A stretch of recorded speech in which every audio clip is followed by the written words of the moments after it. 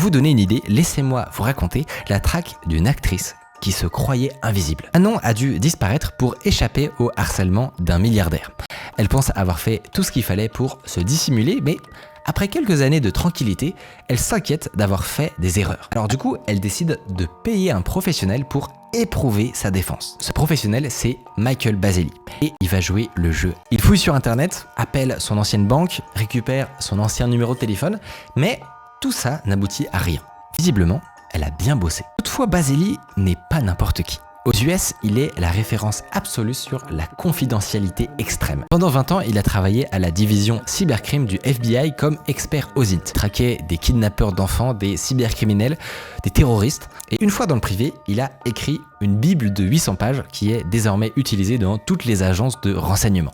Donc, Baselli, c'est un crack. Il va élaborer un plan particulièrement vicieux. Le consultant détient 2 informations sur Manon. Grâce à son compte LinkedIn, il connaît le nom de son employeur. Il travaille pour une entreprise mondiale avec des antennes partout, donc ça suffirait pas pour la localiser. Et Baselli a aussi vu le nom de Manon dans la liste des participants à une convention professionnelle. Alors juste avec ça, Baselli va préparer un piège. Il achète une carte cadeau de 100 € et une carte de remerciement. Ensuite, il écrit sur la carte un mot pour Manon de la part des organisateurs de la convention. Il met tout ça dans une enveloppe et il l'envoie au siège social de l'entreprise. Le truc bien avec les cartes cadeaux, c'est que tout l'historique des transactions est accessible sur un site internet. Avec un peu de chance, devant ce présent ultra crédible, Manon va baisser la garde et l'utiliser pour faire du shopping. Pendant 9 jours, il se passe rien. Mais le 10e, Baselli, tout excité, voit apparaître une transaction.